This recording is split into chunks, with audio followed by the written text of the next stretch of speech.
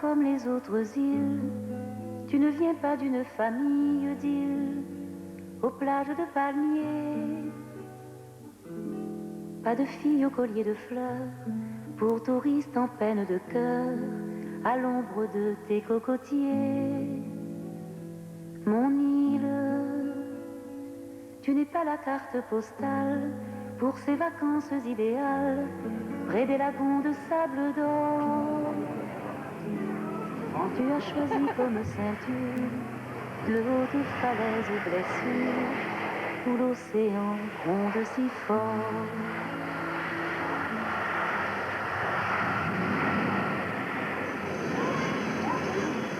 Vol 467 Air France en provenance de Paris.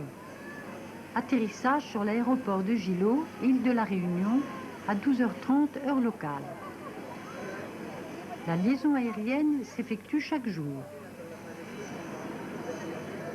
Aujourd'hui, le département français le plus lointain, situé à 10 000 km dans l'océan Indien, n'est plus l'île du bout du monde, mais un nouveau but de voyage pour un grand nombre de touristes. Le Cap Bernard semble monter la garde aux portes de la capitale, Saint-Denis, qui ouvre sur la mer par l'esplanade du Barachois. Un hôtel de grand standing est bien intégré dans le décor des bâtisses anciennes. Cette petite ville coloniale, tracée à la fin du XVIIIe siècle par Maé de la Bourdonnais, avec ses rues qui se coupent d'angle droit, est rajeunie par des constructions modernes, différents immeubles administratifs et des quartiers d'habitation.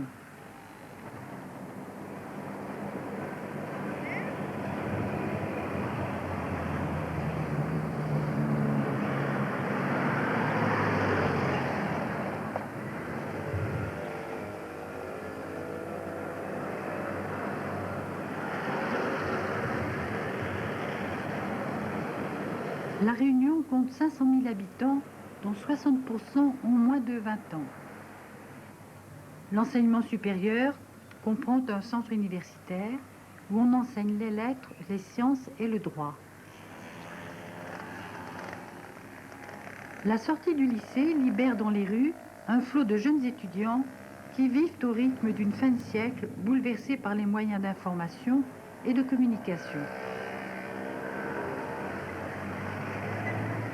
Peut-être y aura-t-il parmi eux un grand scientifique ou un grand humaniste.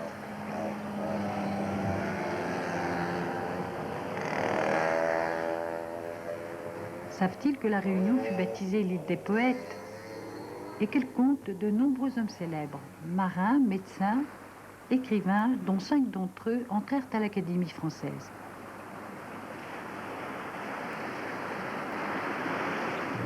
La route du littoral, construite au pied du Cap Bernard, a remplacé la route de la montagne.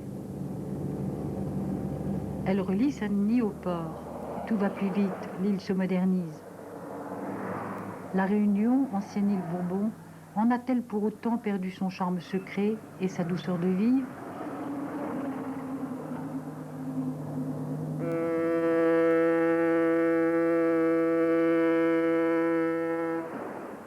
Les impressions d'un voyage filmé pendant les années 50, avec le mode de tournage et la sensibilité de cette époque, montreront le chemin parcouru.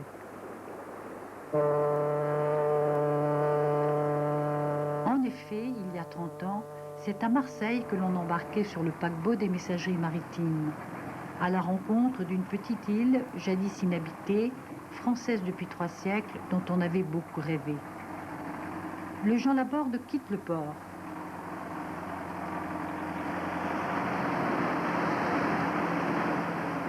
Les passagers, heureux et fébriles, prennent possession de leur cabine.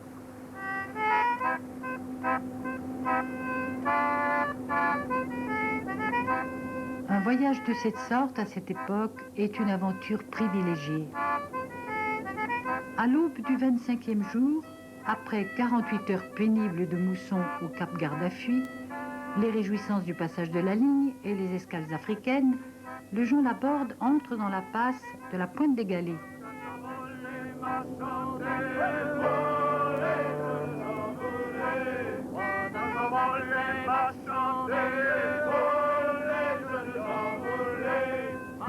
montagneuse est enveloppée de brume.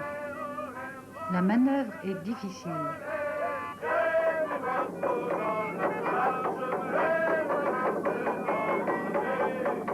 Les marins de jadis vantaient cette escale sur la route des Indes comme un Éden jalousement gardé par un océan brutal et dont les rivages étaient difficilement accessibles.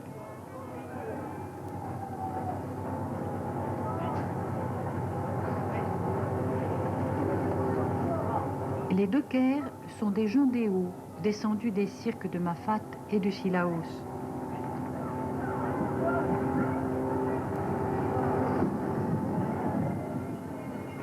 Ils s'affairent à charger les sacs de sucre de 80 kg qu'ils soulèvent avec des crochets.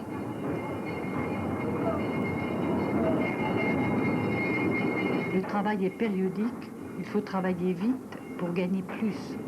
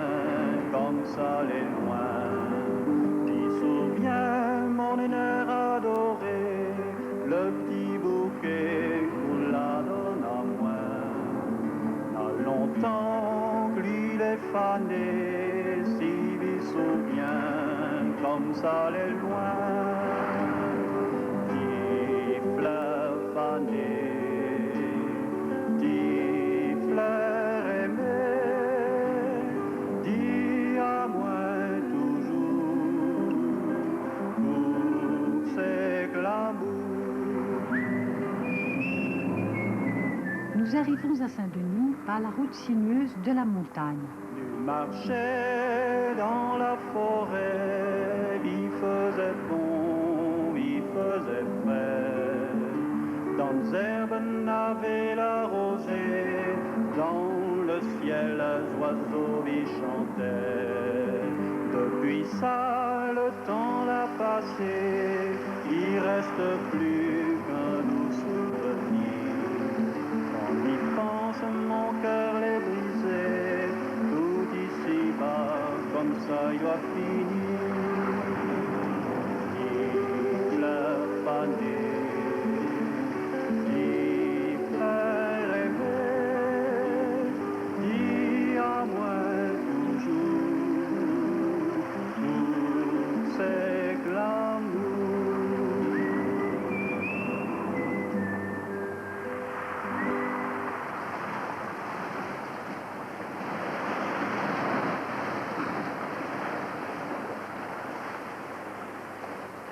Sur la vaste esplanade du Barachois, la statue de Roland Garros, le grand aviateur réunionnais.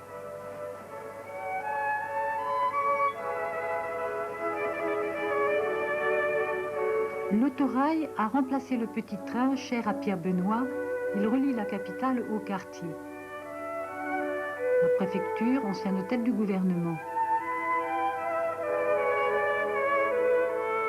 François Maille de la Bourdonnais, gouverneur de Bourbon au XVIIIe siècle, fit de Saint-Denis la capitale.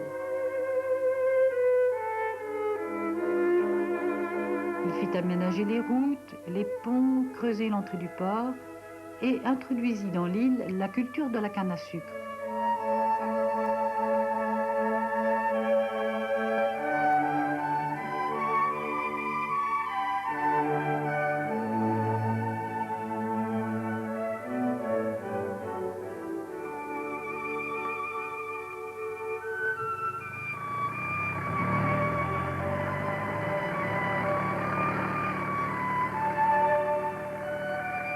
L'hôtel de ville situé au rond-point de la Victoire.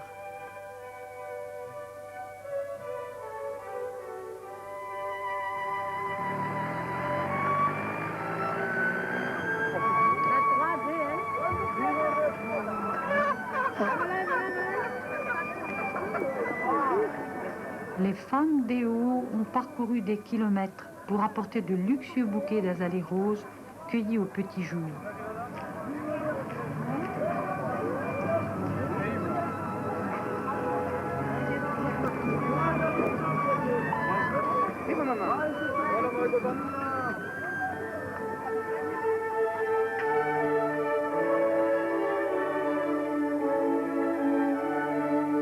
Les belles maisons créoles témoignent du passé prospère de Saint-Denis. Les rues sont bordées de magasins, épiceries chinoises, bazars indiens, boutiques de tissus tenues par des Pakistanais musulmans qu'on appelle les Arabes.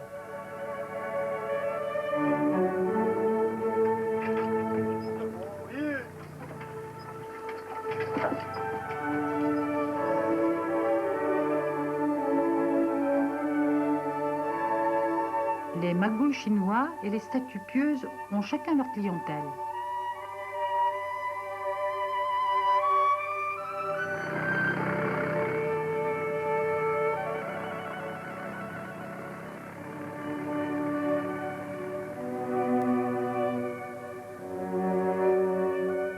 Au restaurant, un menu typiquement créole nous enchante.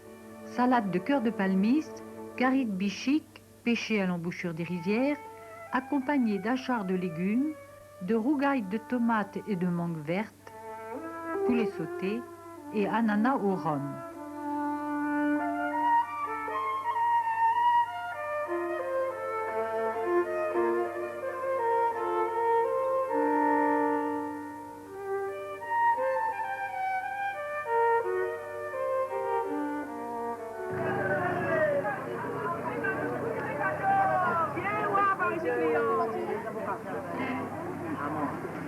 Le marché est toujours un lieu intéressant où l'on rencontre la population dans sa diversité.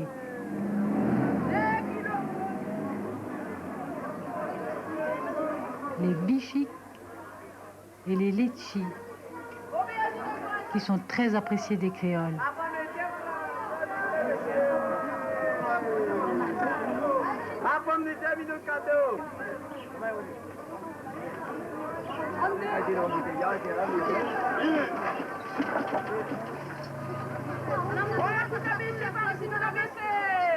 Les pêcheurs transportent un espadon à débiter au marché.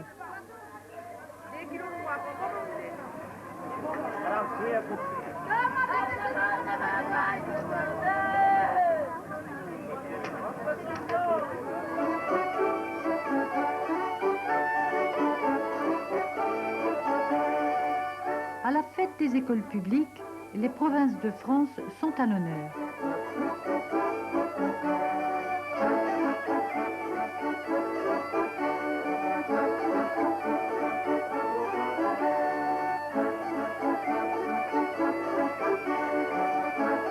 Les enfants dont les ancêtres sont arrivés il y a bien longtemps, de France, de Madagascar, des côtes d'Afrique, du sud de l'Inde ou bien de Chine, miment et chantent d'un même cœur les vieux airs de ronde française.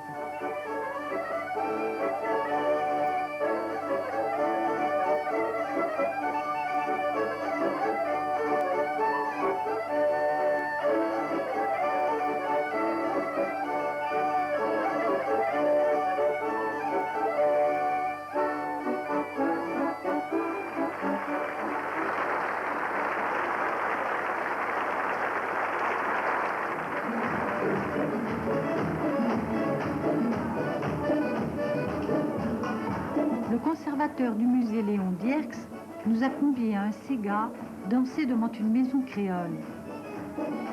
La musique, le rythme, le décor font partie du folklore réunionnais.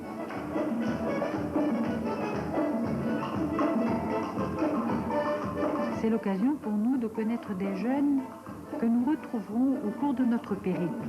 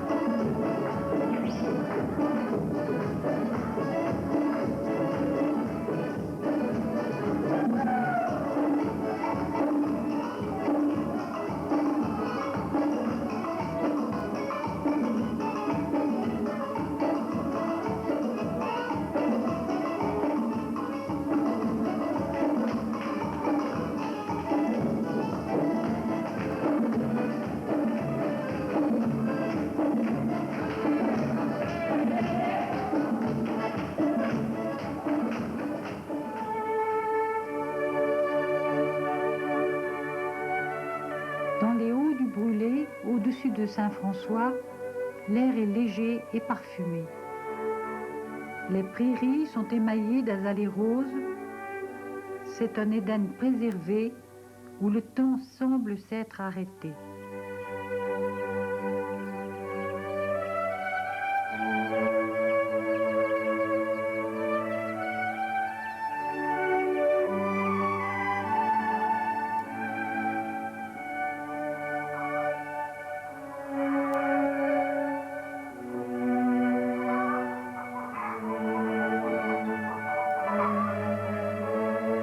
La poésie de Bourbon, traduite par Parny, Bertin, La Caussade, le comte de Lille, remonte à la mémoire.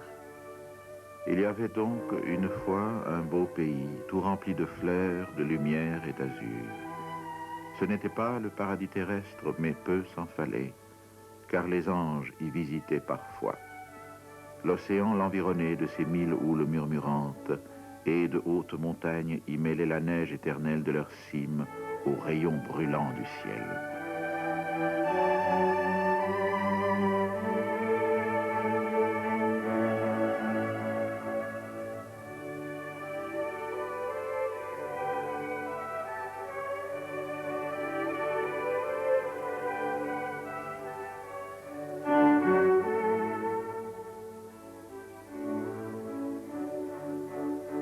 C'est très vieux, c'est très ancien.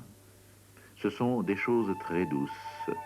La maison blanche au bout de l'allée, avec les souvenirs de l'enfance en allée, sous les palmiers, le long des grands hibiscus roses.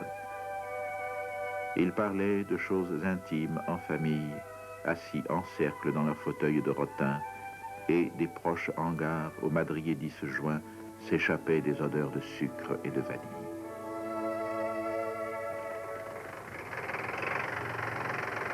Sucre et rhum Bourbon sont les premières richesses de l'île. La canne à sucre a remplacé les diverses cultures, café, girofle, riz et même le blé, qui ne purent résister au vent violent des cyclones. Quand vient la saison de la coupe, le pays entier se réveille et s'anime. Il y a du travail pour tous.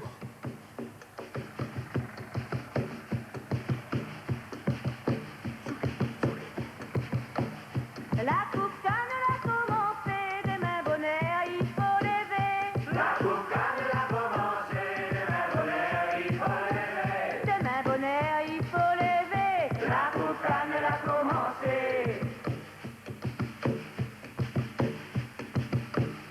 On verra moins va les porter de riz sans carima salé.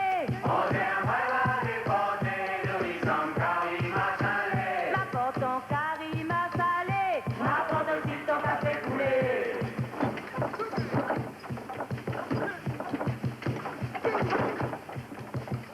Qui sont la loi? Gaulois, Qui sont la loi? Gaulois, Qui sont la loi? Pour les gains coupés jusqu'à soir. Qui sont la loi? Qui sont la loi? Qui sont la loi? Pour les gains coupés jusqu'à soir.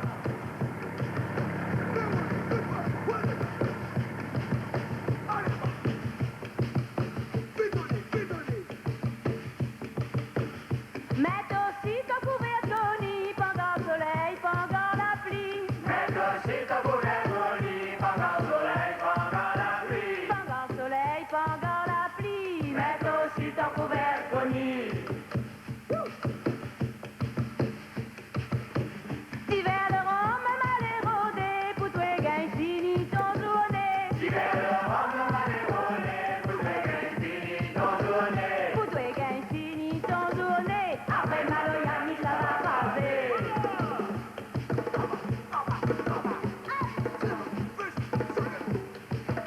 Qui sont la loi? Qui sont la loi? Qui sont la loi? Pour les gains coupés jusqu'à soir. Qui sont la loi? Qui sont la loi?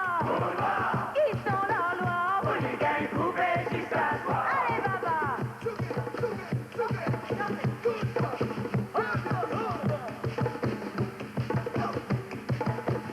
La coupe canne a commencé, demain bonheur il faut lever. La coupe canne a commencé, demain bonheur il faut lever. Demain bonheur il faut lever.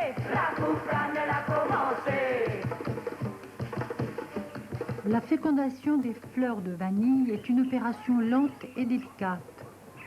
C'est un esclave du quartier de Sainte-Suzanne qui, le premier, entreprit de marier à la main les fleurs blanches et parfumées de cette liane que le vent oubliait d'ensemencer. La vanille Bourbon eut une grande vogue à Paris sous la Restauration. Le café Bourbon, un siècle plus tôt, avait été la plus grande richesse de l'île et le café Procope en avait lancé la mode.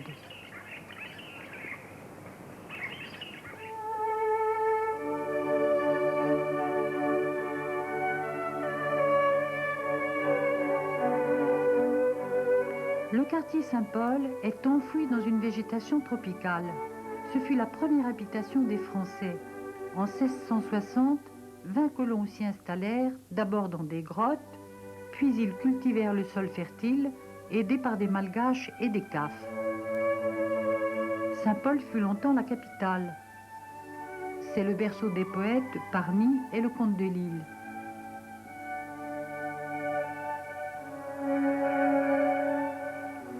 Le cap Lahousset franchi, la route longe la côte sous le vent.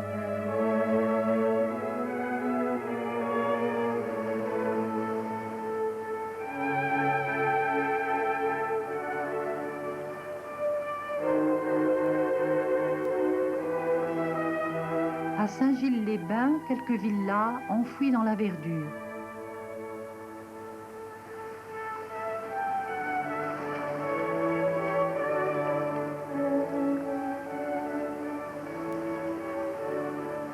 La côte est protégée par un récif de corail.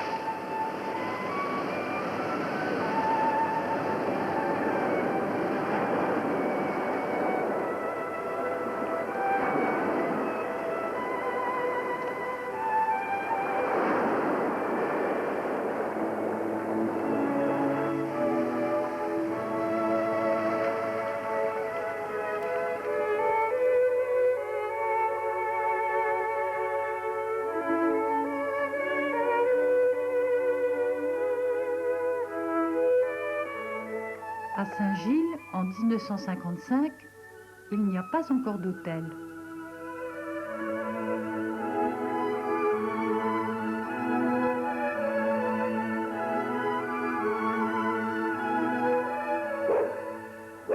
Le gîte et le couvert sont assurés par Loulou, le commerçant qui peut également organiser les parties de pêche.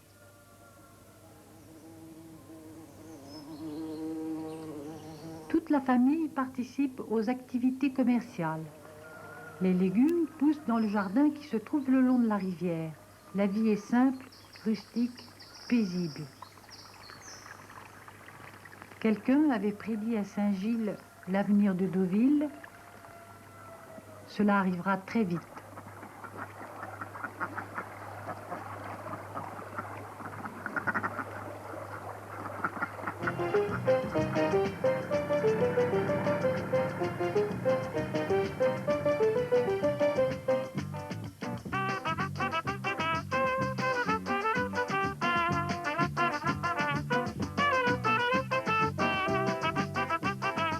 La route du Tour de l'île a environ 230 km.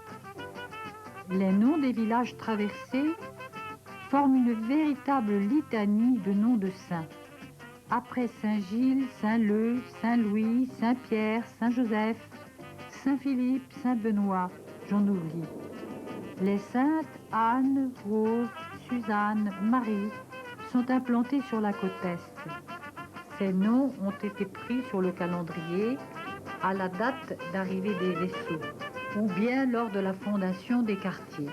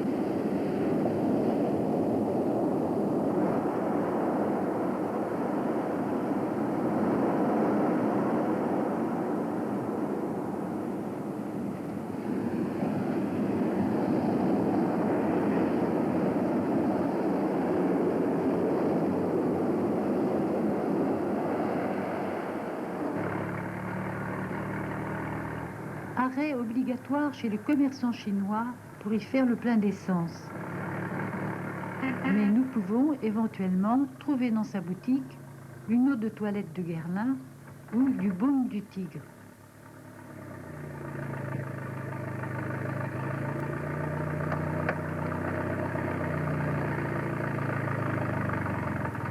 Les hauts de Saint-Leu, au milieu des plantations de canne et de maïs, nous nous arrêtons surpris devant un petit temple qui domine la mer. Nous nous approchons pour regarder les fresques de couleurs vives qui en ornent les murs peints à la chaux. Lorsqu'un homme, au trait fin, à la peau très sombre, un grand anneau d'or à l'oreille gauche, nous demande de nous déchausser et de ne pas dépasser une aire d'où émerge une pierre blanche, sous peine d'encourir les pires maléfices. Ce temple est dédié aux divinités que les Malabars vénèrent. Les Malabars sont arrivés dans l'île à la fin du XIXe siècle après l'abolition de l'esclavage.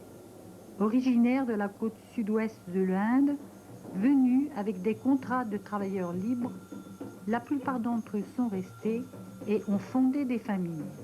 Au début de janvier, en plein été, ils célèbrent leur grande fête religieuse qui se termine par les marches dans le feu. Cette cérémonie se prépare de longues semaines à l'avance. Elle va durer toute la journée, environ 12 heures.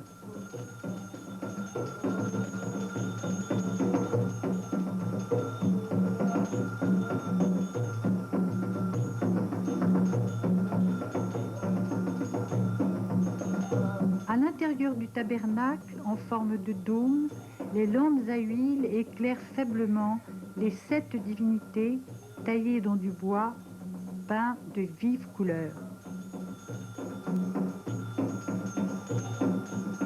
Le roulement des tambours, les tintements grêles d'une clochette, les parfums de camphre et d'encens, le sacrifice des cabris, le sang répandu m'emplissent d'un certain malaise.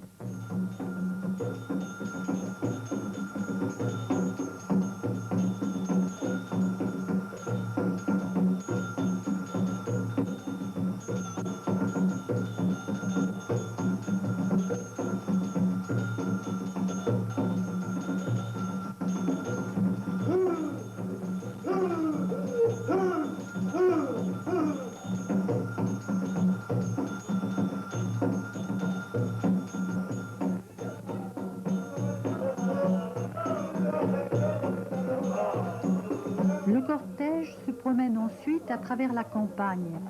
À l'embranchement des chemins, les fidèles ont préparé des corbeilles de fleurs et des poulets à offrir en sacrifice. Le sentier est jonché de pétales odorants.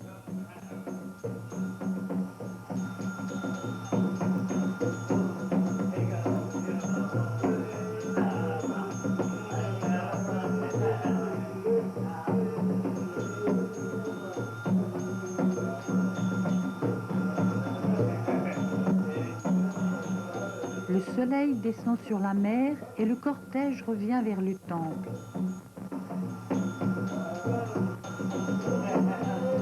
Bousculés dans la foule hostile, nous filmons ces images étranges. Le tourisme n'a pas encore rendu ces cérémonies publiques.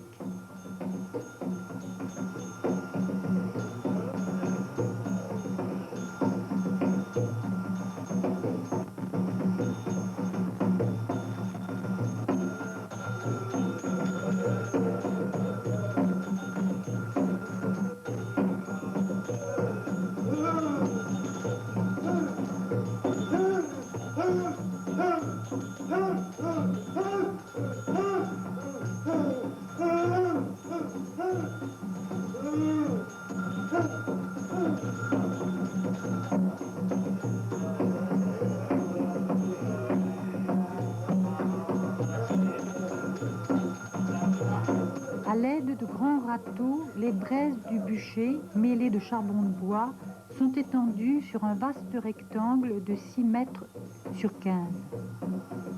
La couche forme un épais tapis.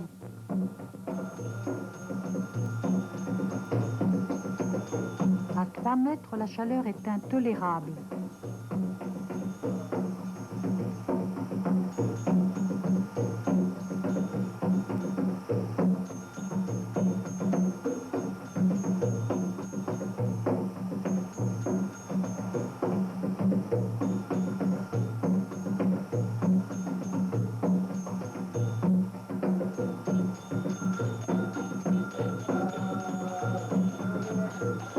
Les initiés, les traits tirés, le front marqué du sang des cabris, enveloppés de leurs chemises jaunes imprégnées de safran, sont ivres de fatigue. Ils ont dû pendant plusieurs semaines respecter le jeûne et l'abstinence qui conditionnent la réussite de l'épreuve. Malheur à l'impur, il sera brûlé.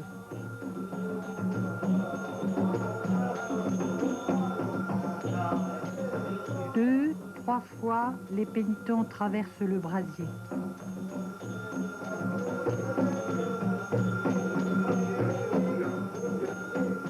Seul le camphre allumé à chaque angle éclaire ce spectacle fantastique dans la chaleur insupportable d'une nuit tropicale.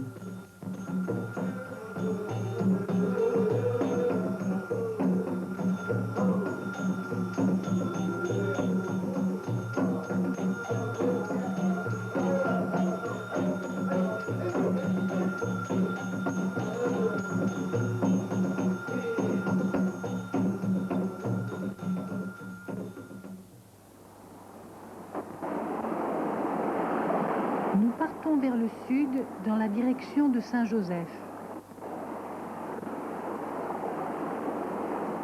Les pluies torrentielles qui tombent en été transforment très vite les rivières en véritables torrents.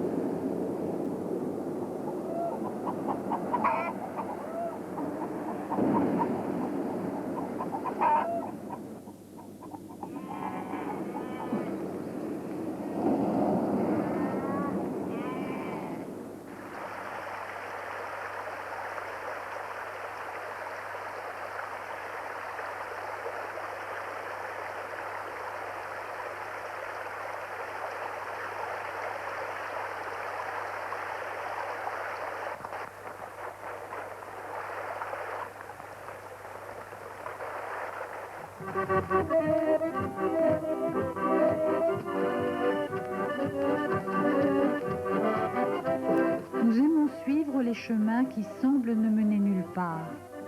Nous sommes accueillis chaleureusement dans un hameau composé de quelques cases couvertes de chaume cernées par les cannes à sucre. Plusieurs familles y vivent. Des jeunes filles de la ville sont venues les visiter.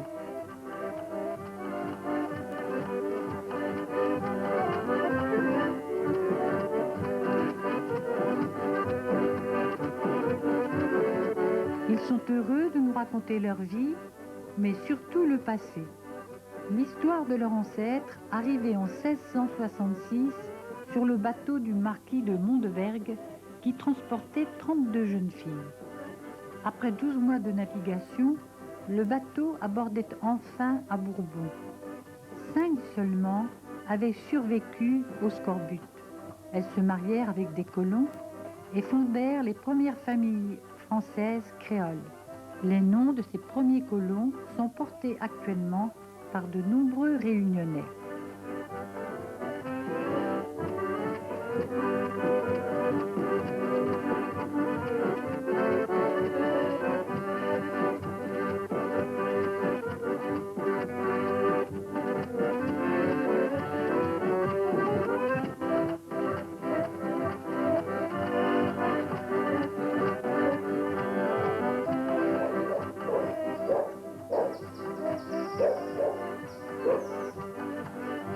Ils parlent le créole, vieux français émaillé de termes de marine et rôdé par des voix africaines ou asiatiques.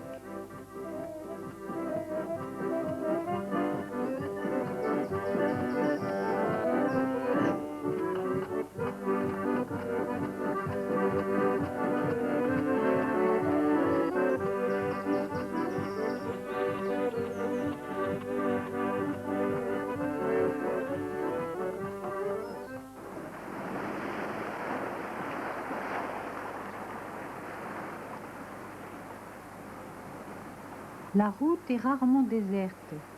on se déplace encore à pied d'un village à l'autre.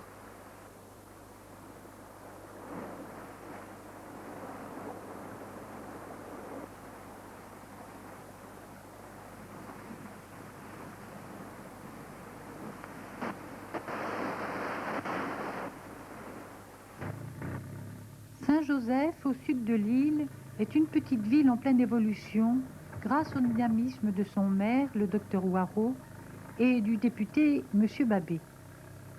Un hôpital de 100 lits a été créé, une école d'agriculture reçoit tous les étudiants du département, une maison de retraite est en construction,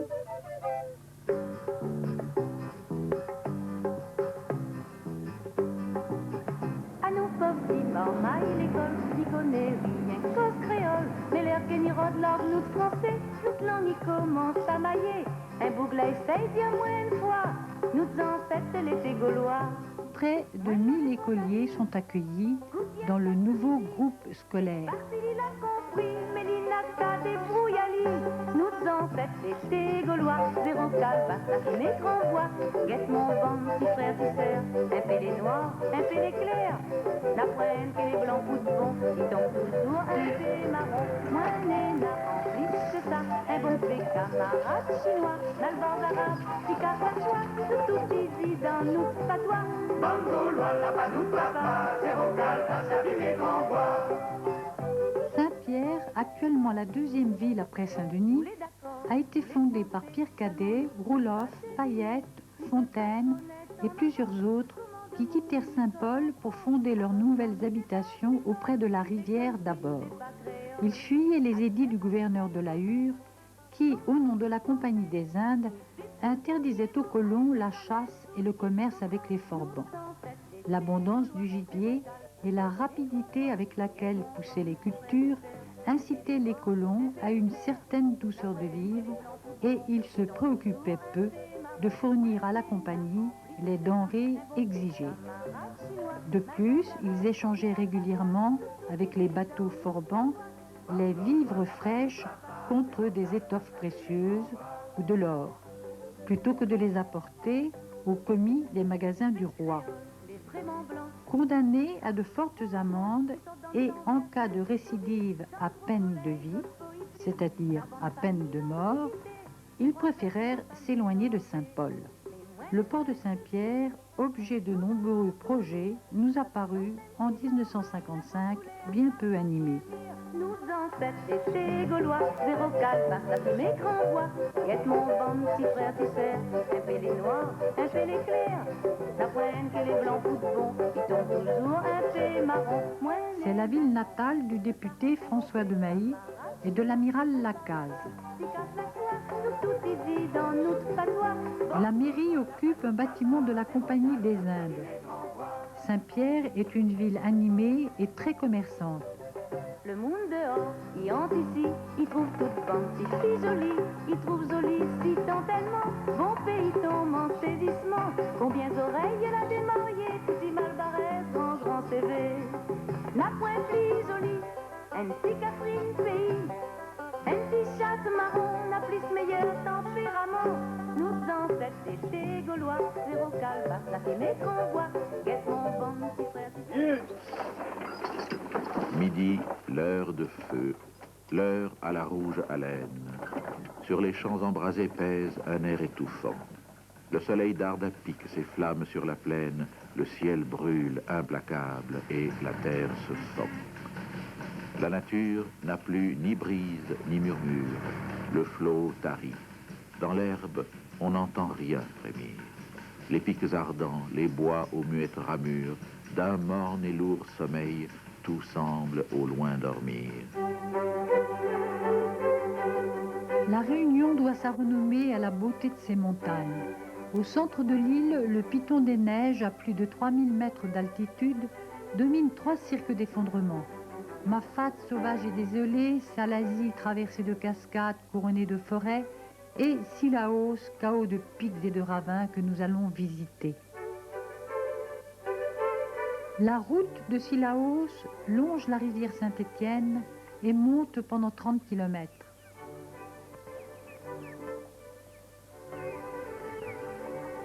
Dans le premier village, les dentelières nous font admirer leurs merveilleux travaux d'aiguille.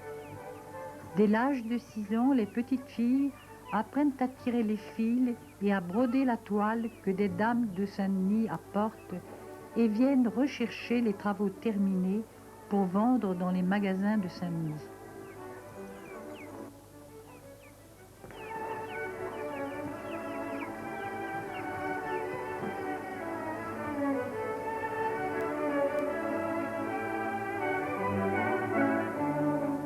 Depuis des générations, les petits Blondéaux vivent dans la montagne. Ils ont fui la côte à l'époque de l'abolition de l'esclavage, n'ayant plus de ressources et ne voulant pas travailler pour d'autres blancs, payés au même prix que les anciens esclaves noirs. Ils désiraient aussi vivre libres au milieu de la nature.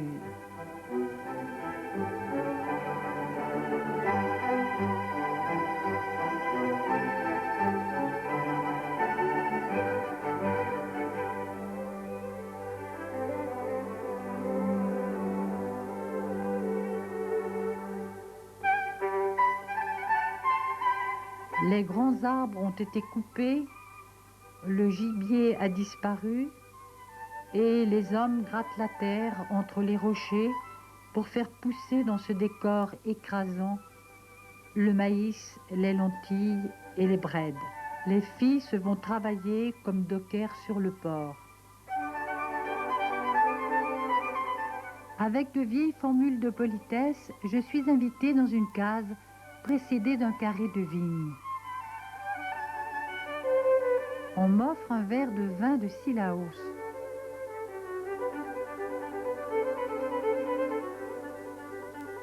Nous parlons de l'école neuve qui s'élève au milieu des cases de guingois, encore sans eau ni électricité. L'homme est content et montrant les enfants qui jouent sur le seuil. Eux seront instruits et ils pourront partir. Les femmes chargées de familles nombreuses vont chercher l'eau aux sources, lavent le linge au fond du torrent, nourrissent et habillent tous ces petits-enfants au teint pâle et aux yeux clairs.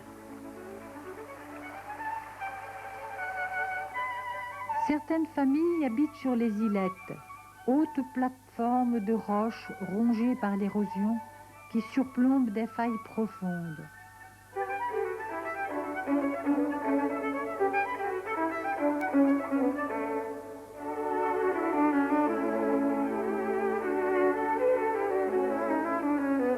Les enfants semblent surgir de l'abîme.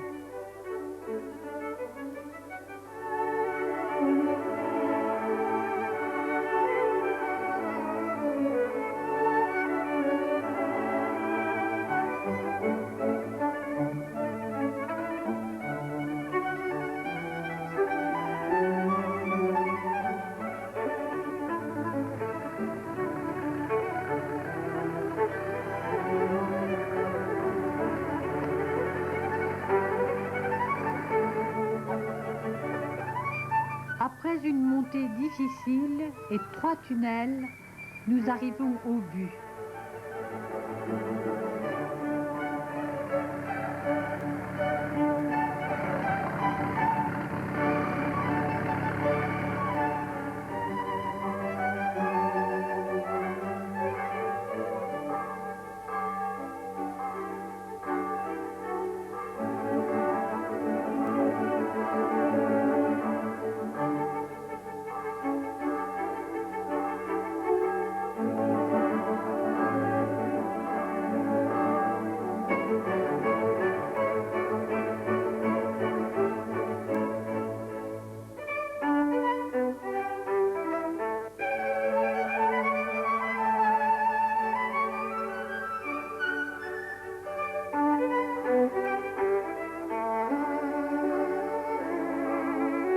Une petite ville coquette de 5000 habitants, Sillaos.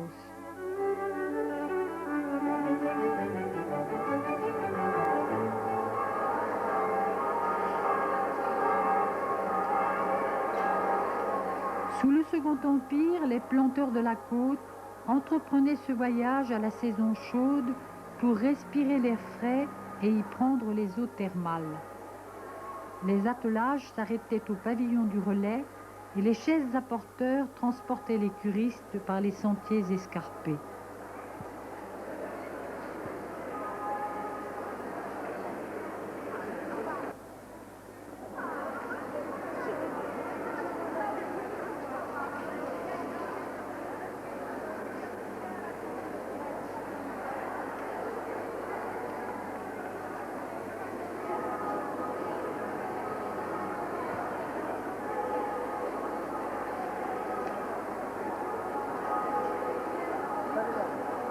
Aujourd'hui, dimanche, c'est l'animation d'une sortie de messe dans une petite bourgade française située à 1500 mètres d'altitude dans l'hémisphère austral.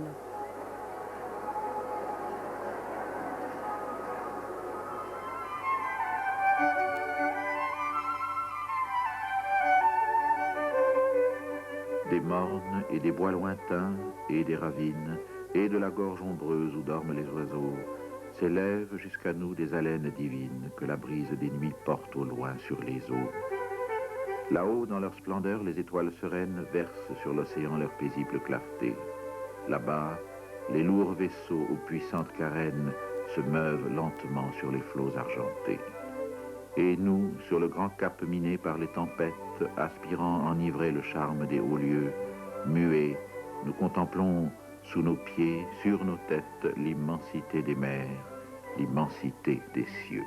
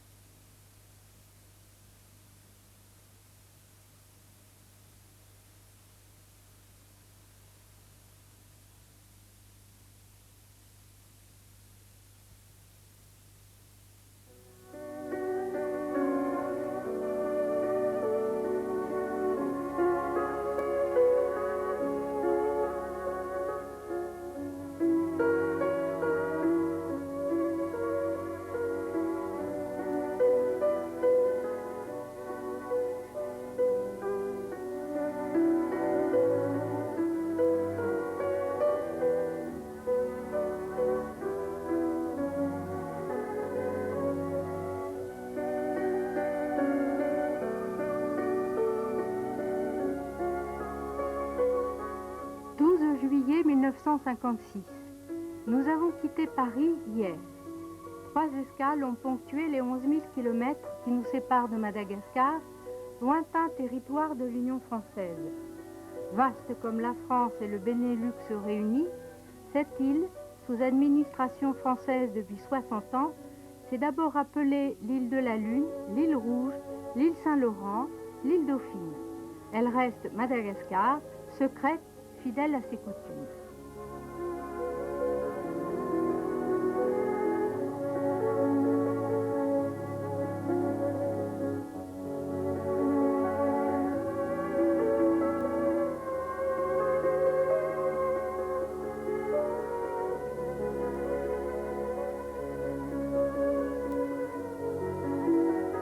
Nous avons choisi de visiter d'est en ouest la province du Sud, la moins connue, traversée par le tropique du Capricorne.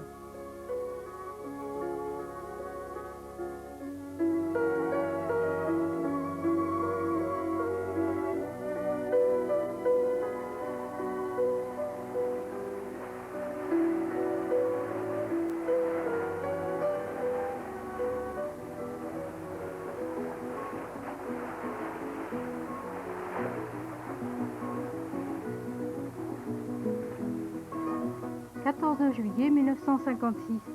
Notre itinéraire malgache a commencé par une belle matinée d'hiver austral, au sud-est de l'île, dans la région de Fort-Dauphin. Nous sommes dans la baie de Sainte-Luce, où débarquèrent en 1638 les premiers Français.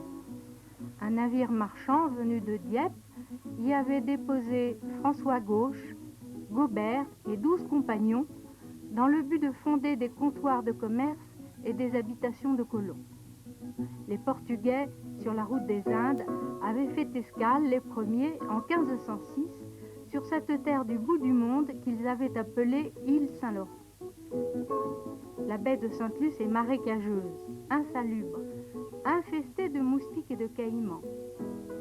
Les Français furent-ils sensibles à la beauté des ravenales, arbres du voyageur, et à l'étrangeté des plantes carnivores? Trop occupés de leur survie, mal supportés par les habitants de la région, les Tanouches, des guerriers qui obéissent à leur prince, François Gauche et ses compagnons décident de repartir. Ils s'embarqueront pour l'île Bourbon, encore déserte, et qui deviendra l'île de la Réunion. Mais à Paris, on reste toujours à cette île mystérieuse, riche d'or, de minerais précieux et d'épices très recherchés à cette époque.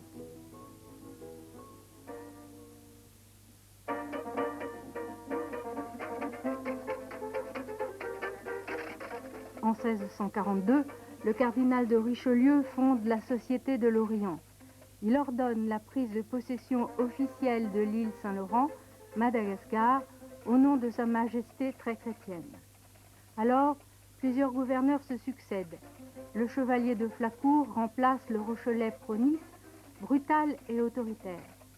Flacourt fait construire le fort, apprend le malgache, écrit un dictionnaire, s'efforce de maintenir de bons rapports avec la population. Mais il est bien loin de la France qu'il abandonne. Qui pourrait extraire l'or, les pierres précieuses? Les esclaves? Les malgaches n'en fournissent pas. Se sentant oublié, Flacourt rentre définitivement en France. Pendant 30 ans, la petite colonie se maintiendra. Mais à la mort de Lacaze, en 1674, la Compagnie des Indes donne l'ordre d'évacuer. Les survivants s'installent à l'île Bourbon et à l'île de France, qui constituent sur la route des Indes des escales sûres.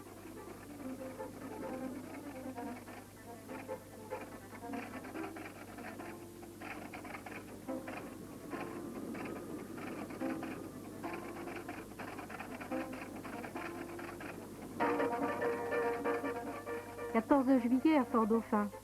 Après les courses de pirogue et l'inauguration de la Maison de la Culture, le chef de district nous convie à déjeuner et nous fait goûter aux fameuses langoustes du lieu. Il prépare notre itinéraire vers Tuléar.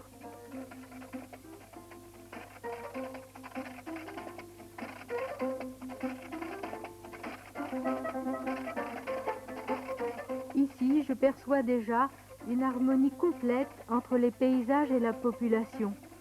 Qualité poétique étrange rencontrée nulle part ailleurs en pays tropicaux.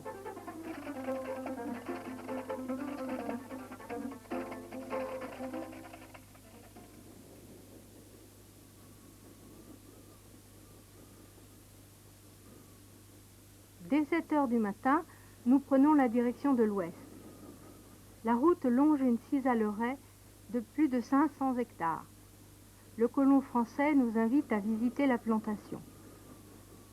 Le sisal est coupé et séché. Les fibres sont traitées sur place dans de vastes usines. Elles produiront de l'étoupe, des sacs, des tapis et des cordages de navires. Les bateaux les exporteront de Fort-Dauphin vers la France, ainsi que du mica, du quartz, du graphite, extrait de mines situées à 50 km plus au nord. Ce propriétaire a passé de longues années à étudier les cultures tropicales pour trouver les plants qui s'adapteraient à ce terrain stérile.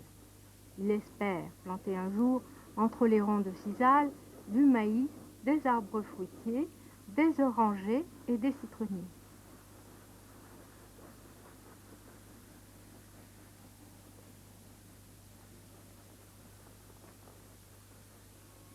La piste ne traverse jamais les villages. Aussi, nous n'aurions jamais vu la grande foire d'Amboissard si le chef de district ne nous l'avait signalé. Cette fête rassemble une trentaine de cantons. Comme dans tous les pays, les cultivateurs, les pasteurs viennent exposer leurs produits.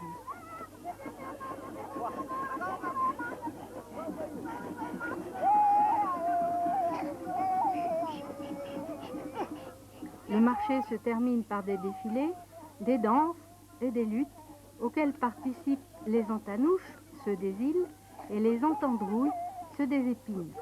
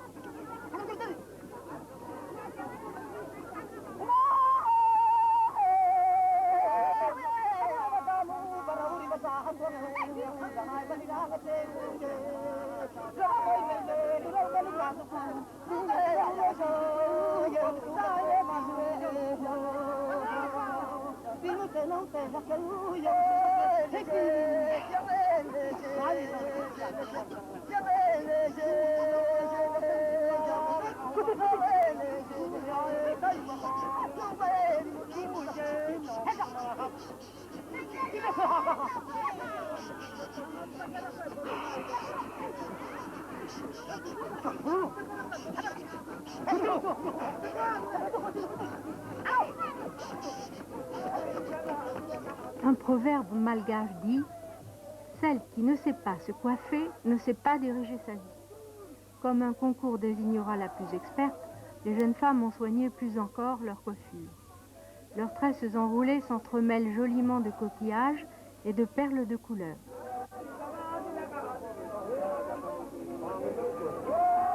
Chaque région se distingue par une mode différente et les cheveux ne sont dénoués qu'en signe de deuil.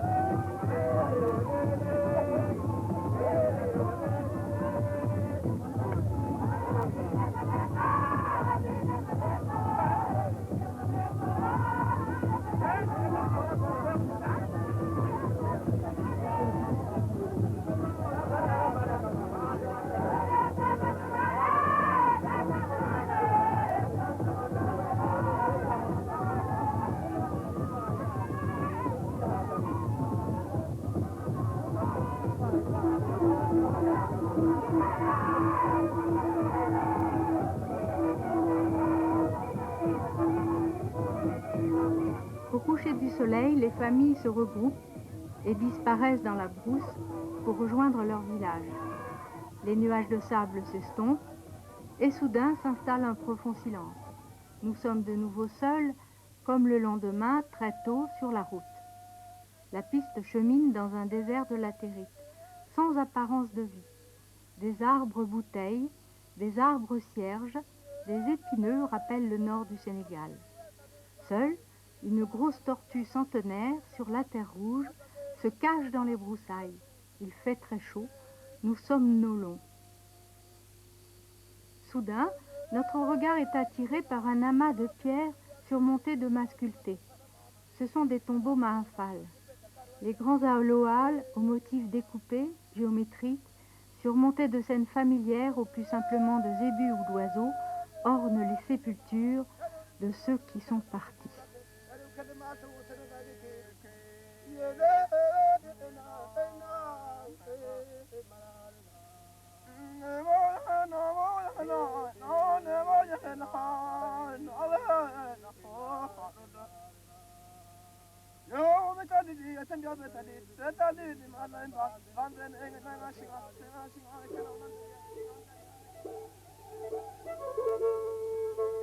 Les mahafals, ceux qui rendent heureux et que l'on dit d'origine indienne, sont de très habiles artisans, des artistes. Ils sculptent le bois au couteau, comme nous l'avons vu. Les femmes filent la laine des moutons de Bélou et les longs poils des chèvres mohaires. Elles créent de merveilleux tapis et des tentures.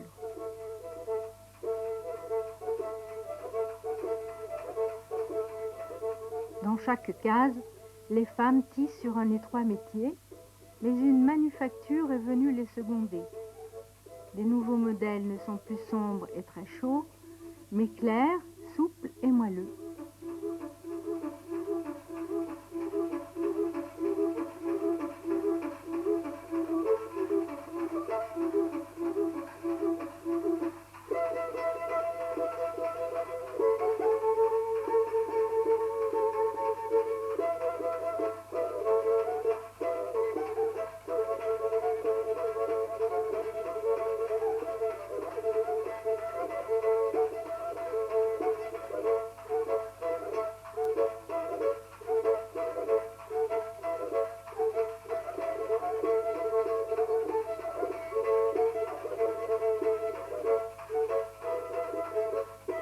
On utilise des teintures végétales, l'écorce de palétuvier pour le brun acajou, le lichen orseille pour le rouge orangé et le vert kaki provient d'un arbuste appelé syrah syrah.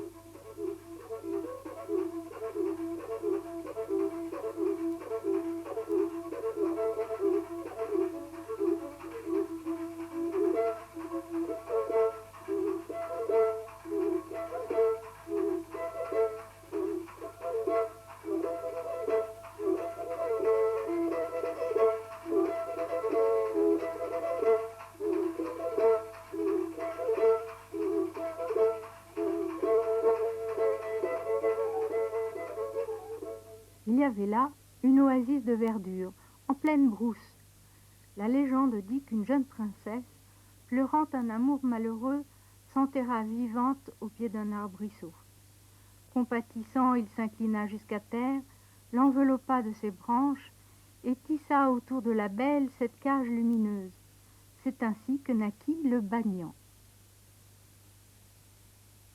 Nous avons enfin atteint Tuléar sur la côte ouest, à 600 km de Fort-Dauphin. Tuléar est la capitale administrative de la province du Sud, ville coloniale typique. Nous avons déposé la voiture au garage. J'ai délaissé les bazars hindous, les épiceries chinoises et je suis allée passer une heure dans une grande librairie française pour feuilleter les livres nouveaux et acheter le dernier disque de Brassens. Auprès de mon arbre, me transportera très loin les soirs de mélancolie.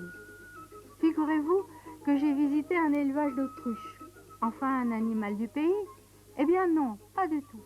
Des œufs d'épiornyx énormes furent trouvés dans des grottes préhistoriques, mais ces autruches-là furent importées d'Afrique du Sud, vers 1900, quand leurs plumes frisées étaient à la mode, à Paris autant qu'à Tananarive. En général, ces bêtes ne sont pas sympathiques, mais celles-ci étaient apprivoisées. Dans l'île, on ne rencontre aucun animal commun aux pays voisins, ni fauve, ni éléphant, ni girafe, ni gazelle. Il est plus simple d'énumérer ce que l'on y trouve. Des caïmans, quelques serpents, de grosses tortues, des margouillas, des petits singes appelés maquis. Par contre, les insectes pullulent dans certaines régions. Des moustiques, de merveilleux papillons, des cigales, des grillons, des vers à soie qui donnent les longs fils dorés des lambes, et bien sûr des nuages de sauterelles, parfois des sauteurs.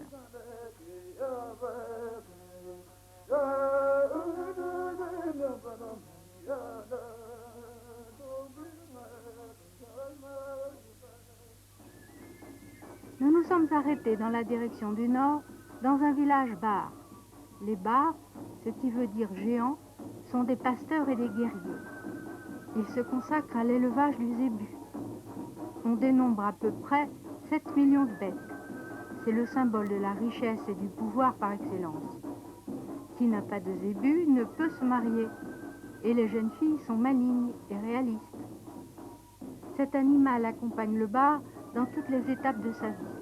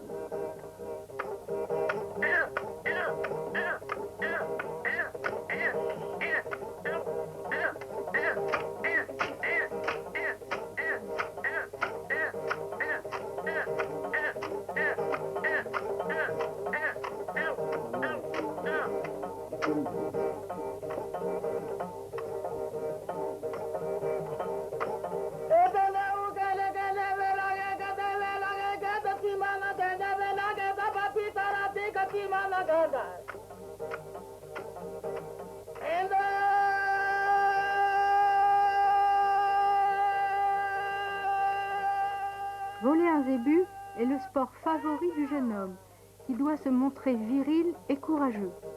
On élève moins cette bête pour sa viande que pour le sacrifice rituel de l'animal exigé par de nombreux événements sociaux ou familiaux.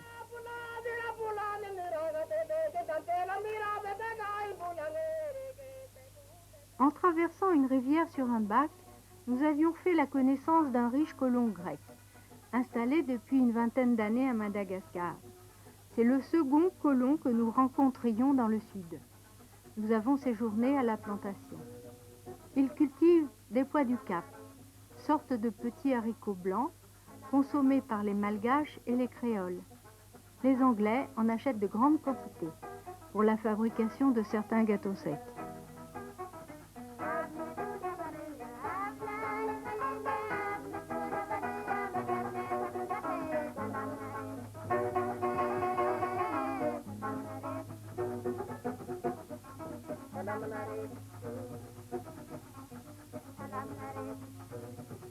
Jadis, me raconte M. Pastourakos, une centaine de pirogues descendaient les sacs sur le fleuve Mangouk jusqu'à la mer et les bateaux britanniques.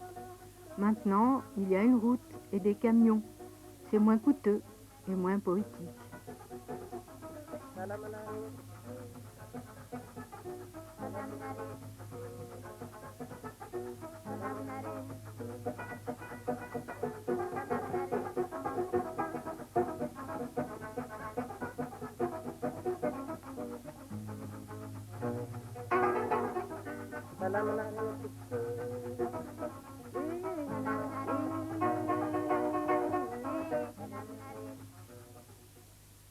Dans l'Ichal, à notre gauche se dressait une barrière de grès rouge et or aux formes étranges, des canyons coupés par d'étroits défilés creusés par les eaux, un paysage dantesque.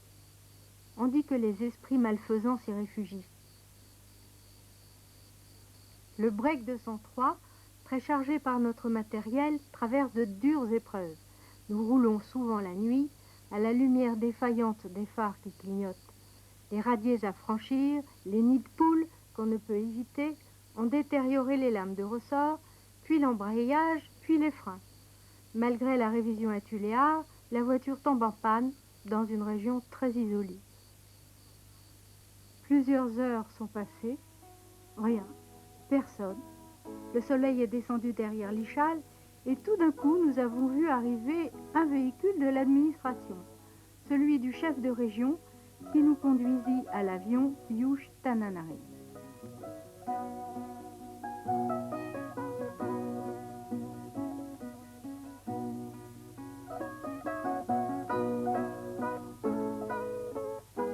En 1777, François Mayer, un Français, est tout étonné de découvrir au centre de l'Imerne un vrai royaume. En effet, l'unité politique du pays s'était faite à l'intérieur à partir de traditions longtemps protégées des influences extérieures. Dans ce climat tempéré, un royaume s'était formé dès le XIVe siècle. Et le vieux Nampouine, le roi Andrea Nampouine Merina, disait « La mer sera la limite de ma rivière ».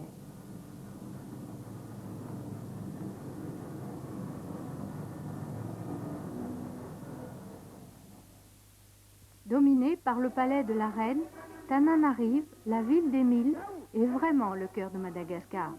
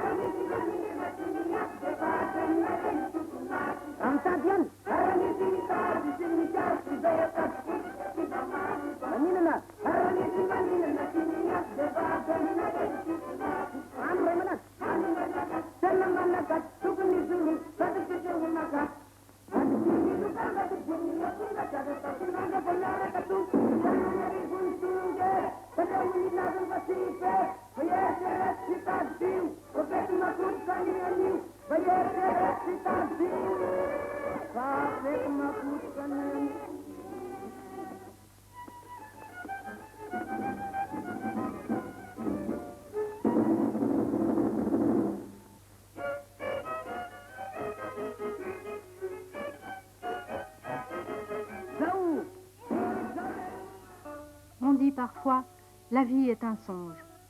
On peut y penser en voyant inopinément cette ville. Elle n'est ni d'Afrique, ni d'Asie, ni d'Europe, bien sûr. Une foule silencieuse se côtoie, monte, descend les escaliers des collines, circule dans le grand marché du Zuma, qui veut dire vendredi. Et si j'ose demander ce que l'on pense de ceci, de cela, si je demande que l'on m'explique un peu ce que l'on pense, on me répondra par un sourire. Alors qu'ici, toute l'éducation repose sur le discours, le cabaret.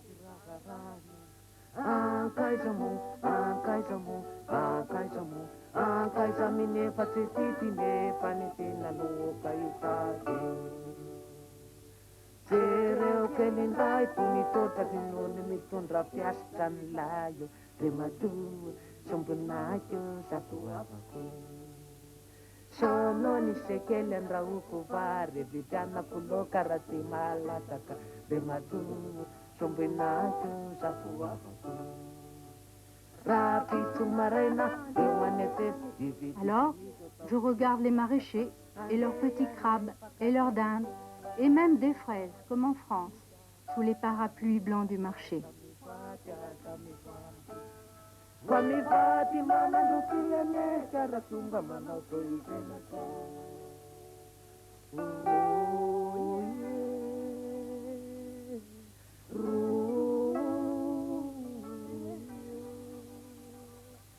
Rakamura tsy mety hitanona fanakaisa ny masovahoane tonitotana vatipatika fanatahotra notsotina venao fanipolana tototoindiny teko raseyo varatapaka ny timinetaka nitoritana ny pakopakany fanakasa ipotazy ramatokely otanaka tiapa mitoka.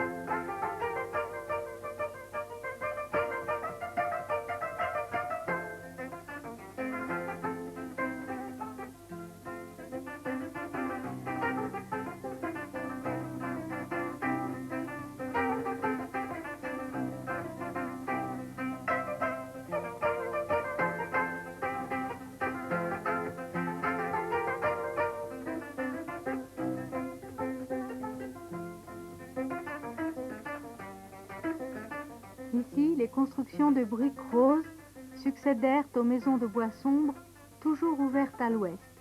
Les bâtiments modernes se sont intégrés parfaitement au paysage.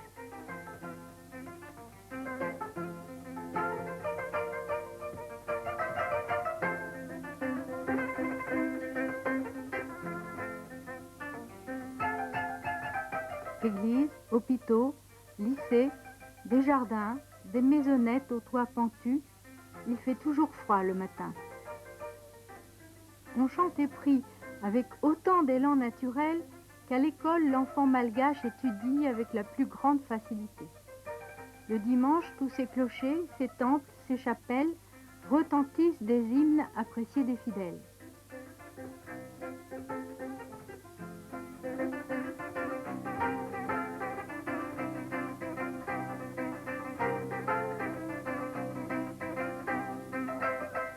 Les fleurs mauves des jacarandas ajoutent à la mélancolie du lac Anouche.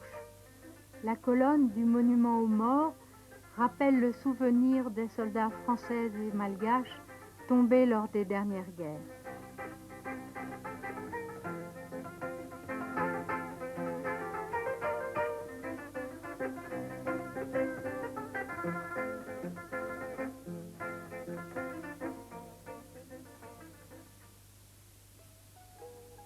Poétique charme des eaux qui reflètent le ciel et ses nuages dans la plaine environnante aux couleurs légères d'aquarelle.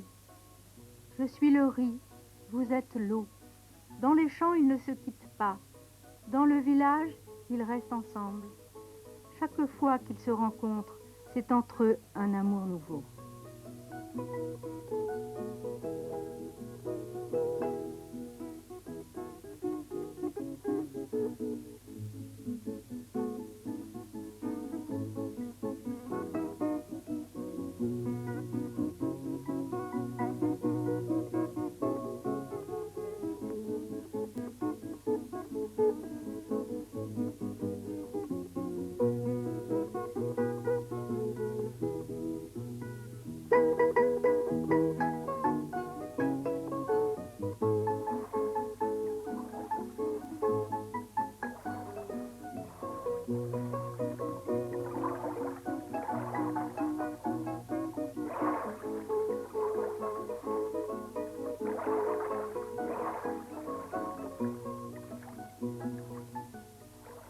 Le dimanche après l'office, des amis malgaches nous ont entraînés au lac Montachou, à 75 km de Tananarive. Ce lac artificiel, créé pour irriguer la plaine de Tananarive en saison sèche et alimenter la ville en courant électrique, est un séjour délicieux. Nous avions retenu une table dans une auberge qui servait au choix des écrevisses, des cuisses de grenouille, une poularde au riz, une oie rôtie. Sans la corbeille de mangue et de litchi, sans le parfum d'eucalyptus que dégageait le feu de bois, nous nous serions crus en France.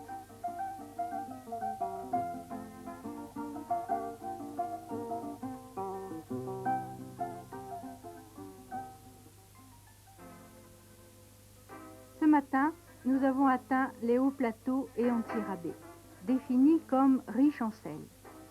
C'est un paradis à 1200 mètres d'altitude. Ces 7 sources thermales très réputées en font le petit Vichy malgache.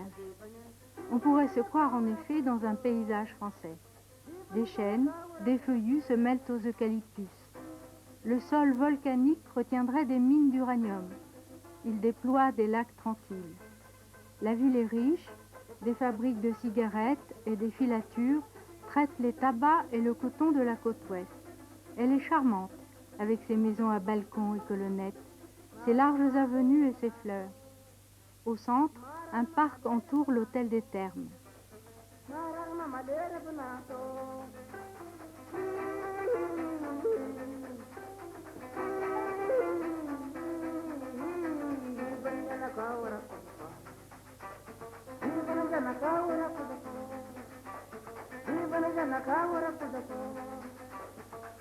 La noblesse malgache, la clientèle aisée des côtes plus ou moins salubres, vinrent de tout temps s'y reposer ou suivre des cures.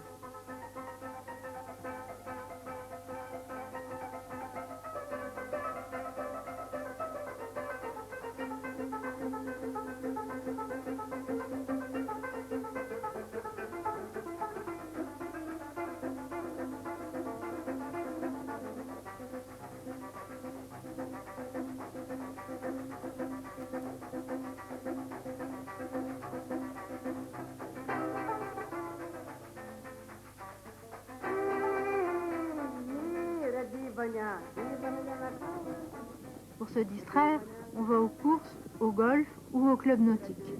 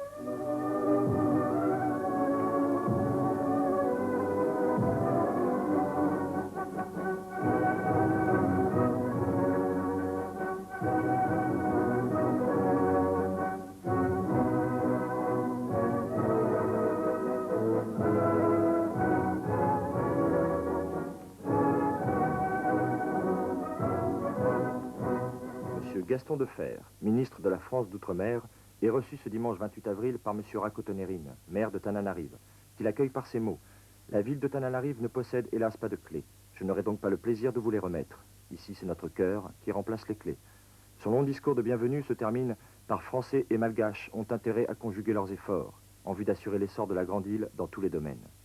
Devant les nouveaux élus des assemblées provinciales et de l'assemblée représentative, le ministre remercie M. Rakotonerine et expose les principes sur lesquels repose son action et les mesures qui vont être appliquées pour atteindre son but. Permettre aux hommes et aux femmes d'outre-mer de gérer eux-mêmes, démocratiquement, leurs propres affaires, leur permettre de plus en plus de faire leur propre histoire, mais dans la paix et la dignité. L'introduction du suffrage universel et du collège unique va faire des Malgaches des citoyens et des citoyennes à part entière. La création à Tananarive d'un conseil de gouvernement où siégera un vice-président malgache, composé de ministres chargés de responsabilités effectives, trace la voie vers une ère nouvelle, ouverte sur l'avenir. Le ministre est persuadé que métropolitains et malgaches sauront constituer dans l'équité et l'amitié une communauté d'esprit et d'intérêts réciproques.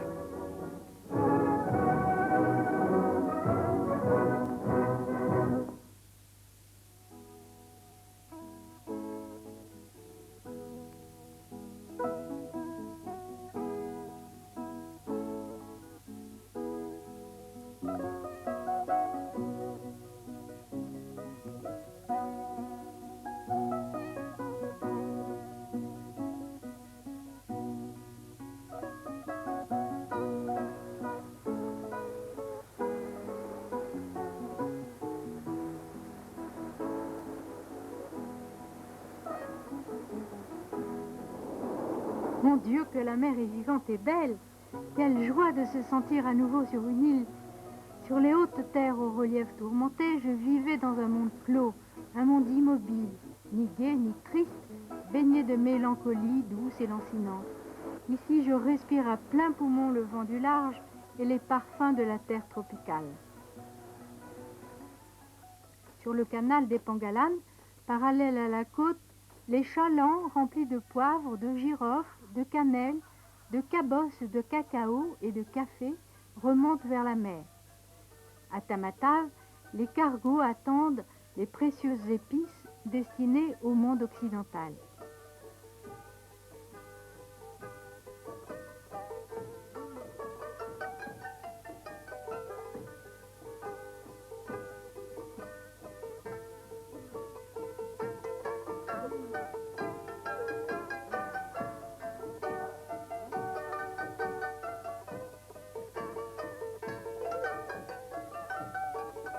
Les antémous, ceux des bords de l'eau, et les Betsimisarques, ceux qui sont nombreux et restent unis, portent de courtes vestes de rabane et des petites coiffures carrées imperméables à la pluie.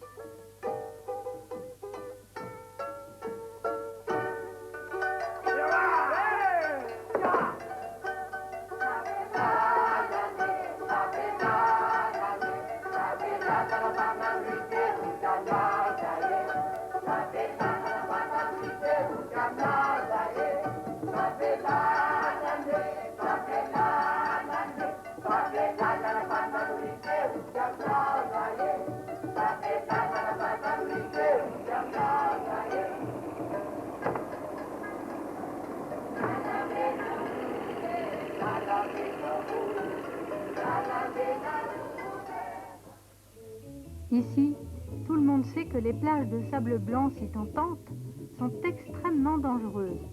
Les courants violents creusent le littoral et les requins rôdent. Aussi se baigne-t-on dans la piscine.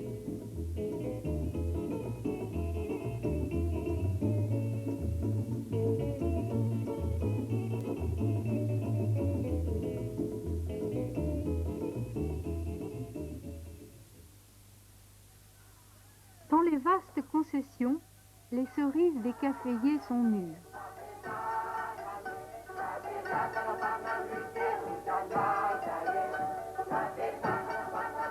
Les femmes du village font la cueillette, accompagnées de leurs enfants, qu'elles ne laissent jamais loin d'elles.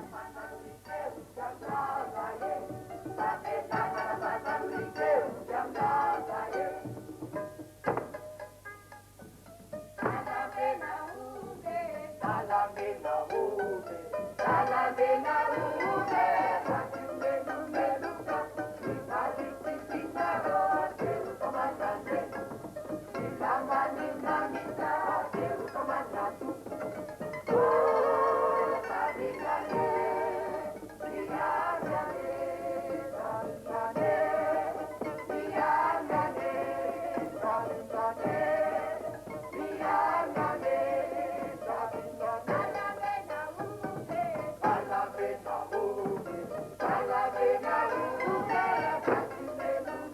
cerises sécheront au soleil, puis seront décortiquées. Le café Robusta de Madagascar est la plus grande richesse de l'île.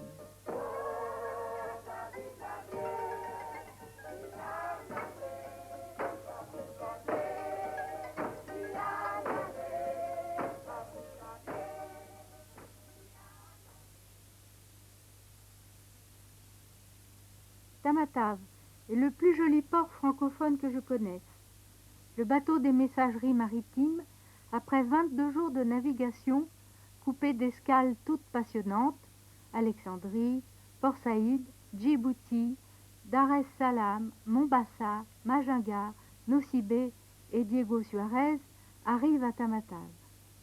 Restent à bord les passagers à destination de La Réunion et de Maurice, îles sœurs si belles et si différentes.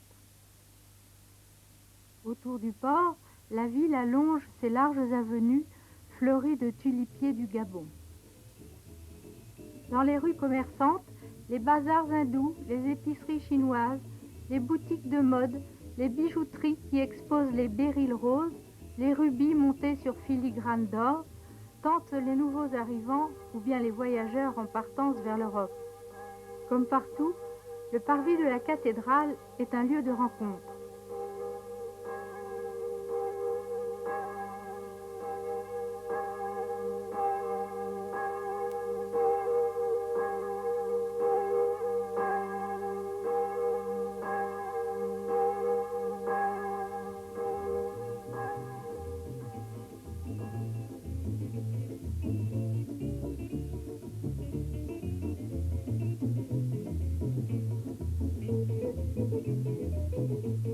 Les écoles catholiques, protestantes, chinoises et laïques sont remplies d'enfants qui y apprennent avec ardeur. Les clubs et le très beau parcours de golf ont leurs habitués. La ville de 50 000 habitants, très vivante, riche, est reliée à Tananarive par la route, le train et les lignes aériennes.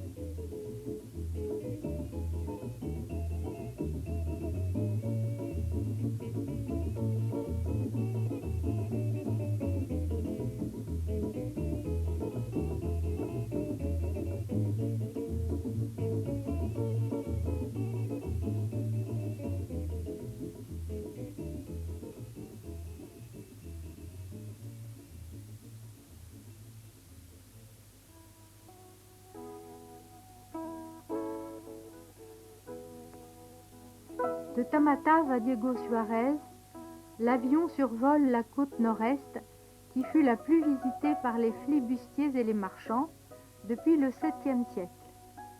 Venus du Yémen, du golfe Persique et des Indes, les bateaux à voile poussés par la mousson abordaient l'île mystérieuse.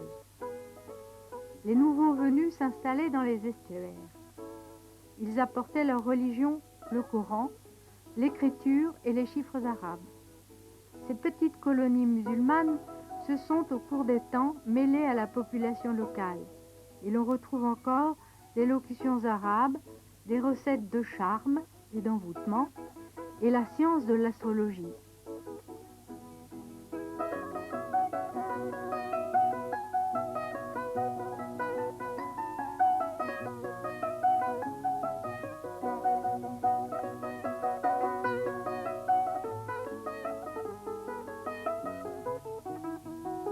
L'arrivée en avion à Diego Suarez permet d'admirer une des plus impressionnantes baies du monde, la base maritime la plus sûre et la plus enviée de tout l'océan Indien.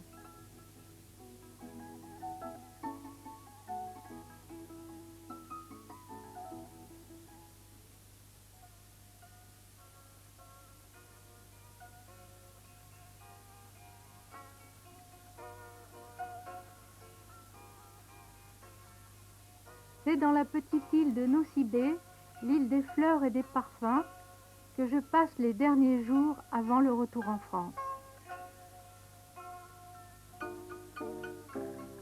Madagascar, tu m'as paru bien en retrait, proche de l'Afrique dans les luttes et tes danses, proche de l'Inde dans la noblesse de tes lenteurs et ta sagesse, proche de l'Europe dans l'agilité du discours, et si lointaine, si mystérieuse, dans ton âme à l'âge imprécis.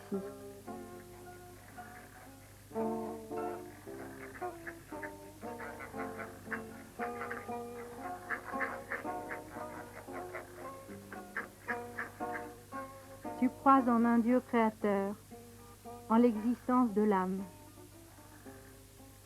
Tes poètes, mieux que moi, parleront de ce qui nous est demeuré caché. Nous avons respecté tes pudeurs autant que tes coutumes.